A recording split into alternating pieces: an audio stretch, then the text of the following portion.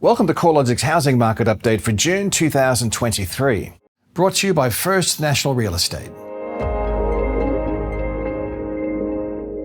Our national measure of home values recorded a third consecutive rise last month, with the pace of growth accelerating sharply to 1.2%.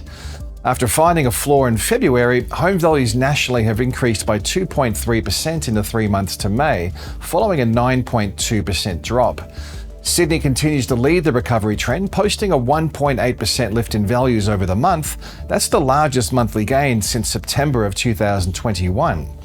Since moving through a trough in January, home values have risen by 4.8%, or by roughly $48,000 in dollar terms. Brisbane and Perth were the only other capital cities to record a monthly gain of more than 1%. However, the rise in values through May was broad-based, with the rate of growth accelerating across every capital city. The positive trend is a symptom of persistently low levels of available housing supply running up against rising housing demand.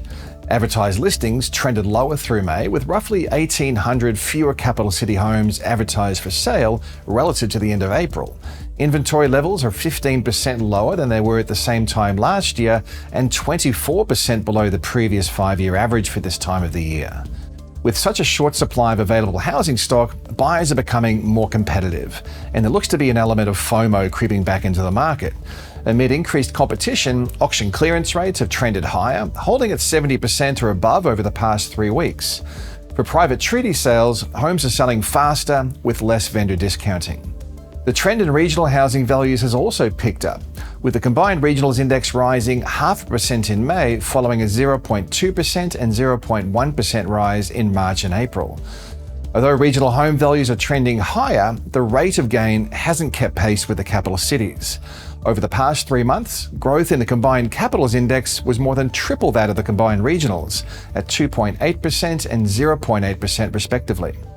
Although advertised housing supply remains tight across regional Australia, demand from net overseas migration is less substantial. Historically, regional Australia accounts for around 15% of Australia's net overseas migration. Additionally, a slowdown in internal migration rates across the regions has helped to ease the demand-side pressures on housing. Premium housing markets in Sydney continue to lead the recovery trend. After recording a larger drop in values, Sydney's most expensive quarter of the market stands out with the highest rate of growth, gaining 5.6% over the past 3 months, compared with a 2.6% rise in the more affordable lower quartile values. Interestingly, buyers targeting the premium sector of the market are still buying at well below peak prices. Although values across more expensive homes are rising more rapidly, at the end of May, dwelling values across Sydney's upper quartile remained almost 12% below the January 2022 peak. That's the equivalent to a saving of around $213,000 from the cyclical high. The same can be said for other housing markets. In fact, despite the recent gains, most capital city markets are still recording housing values that are well below recent peaks. Perth is the only capital city where dwelling values have returned to record highs.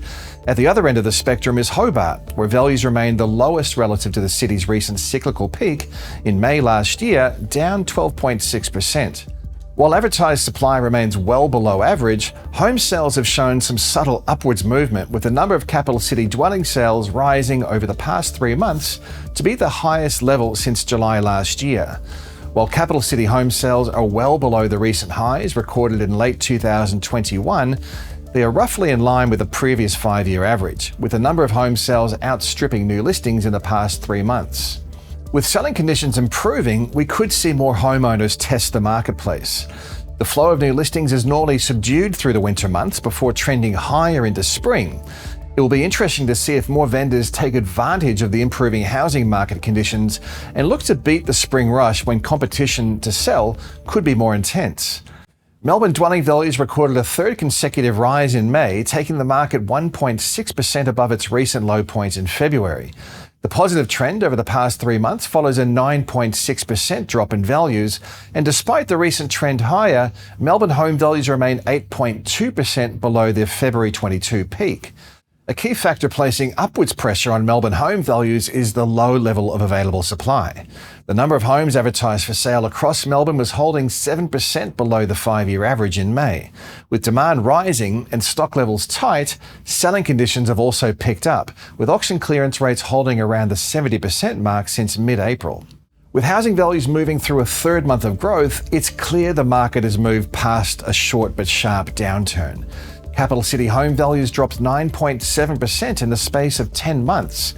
Not quite the largest drop on record, but it was the sharpest. Since finding a floor in February, Capital City home values are up 2.8%, but still 7.1% below their peak in April 2022. The recovery trend is looking increasingly entrenched based on the past 3 months. However, the outlook for housing remains highly uncertain, given the possibility of further rate hikes, the potential for higher levels of mortgage stress, and persistently low levels of consumer sentiment. The upwards momentum in housing prices may induce a renewed wealth effect. If households are feeling wealthier, they could be inclined to spend more, which is an upside risk for inflation.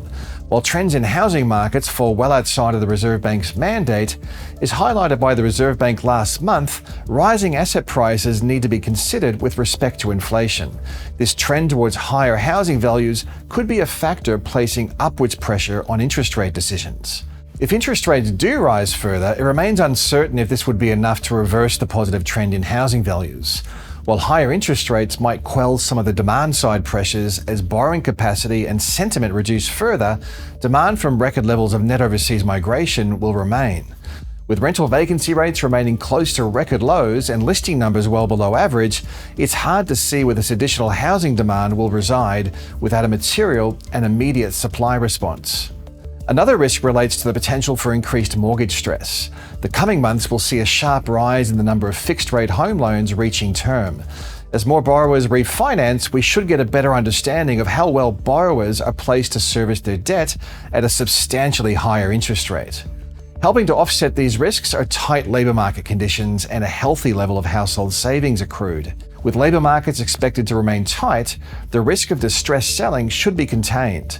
Despite rising to 3.7% in April, unemployment continues to track around generational lows, well below the pre-COVID decade average of 5.5%. Public and private sector forecasts have the unemployment rate rising, but remaining well below the decade average benchmark. The outlook for housing markets largely rests with the trajectory of interest rates. Economists are divided on the cash rate outlook, highlighting the sheer uncertainty about whether we have moved through a peak in the cash rate cycle or not. Even if the rate hiking cycle is over, the timing of a rate cut also remains highly uncertain. Once interest rates start to reduce, we could see more sustained momentum gather in housing markets.